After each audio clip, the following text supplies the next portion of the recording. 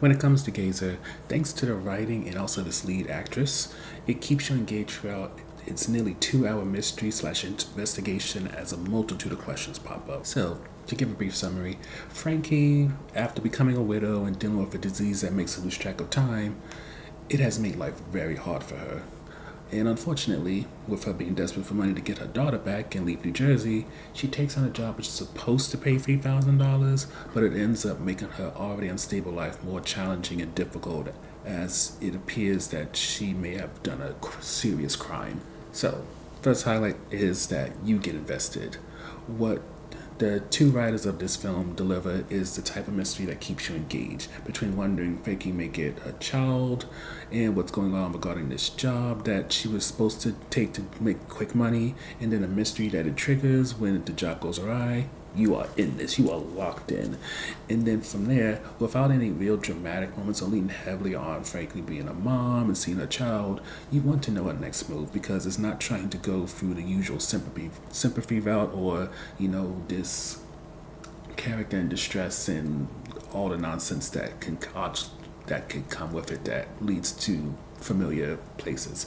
Instead, you'll wonder what she'll discover, especially as she starts to go down a rabbit hole.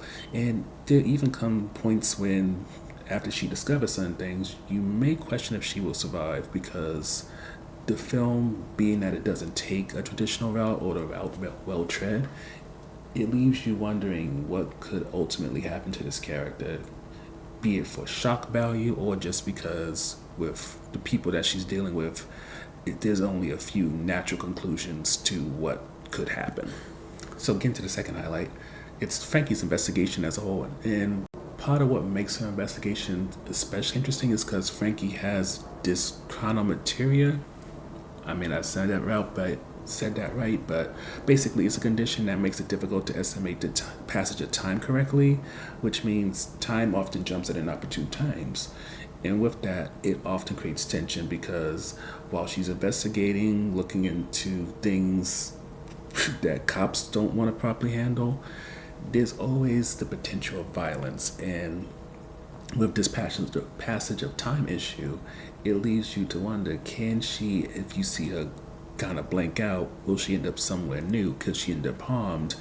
And with that, it makes it so even more you're worried about this character. And again, not because she's somebody's mother, but because you are invested in her as an individual.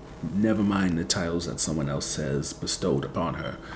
And getting back to the investigation a bit, because this is a type of movie which is very much boiled into a mystery, even kind of like a noir feeling in some ways, it really has you wondering what could come next. And excuse me if I'm repeating myself, but it's one of those films where you don't want to give too much away, but at the same time, certain things are very hard to explain without giving visuals. Because, getting to the on the fence topic, there are moments in this film which are very much trippy, and they're kind of like this. When it comes to Frankie's ex-husband, there are nightmare sequences about his death. And there's a certain level of body horror that's included, which didn't seem necessary. I mean, the whole idea of Frankie's husband dying because of maybe Frankie or some other situation, but is interesting. But when they start having this weird body horror, like it's a Cronenberg movie, it feels very out of place and probably a waste of what I believe was a limited budget. But indie movie filmmakers, they like to sometimes do the most, even when they have the least money to work with. But how else are you going to stand out? But on top of that, there's also a second on the fence topic that deals with there isn't a definitive answer when it comes to certain questions that you may have. And again, I can't go into specifics because give away the movie, but from what it seems, this movie is going to be coming out in theaters in February, and we also have a Q&A from the Montclair Film Festival, which does illuminate some things. Shouldn't be too spoilery, but it will give you more of an idea of the stuff that I'm kind of dancing around from the filmmaker's perspective, who can probably give better details than I can since I only watched this film once. But overall, when it comes to Gazer, it's definitely a mystery film worth checking out. And even though it's 2 hours, well, 1 hour and 54 minutes, it's definitely one of those films that really earn its time and really uses it properly to the point where you could definitely say when it comes to co-writer and lead Ariella Mastroianni.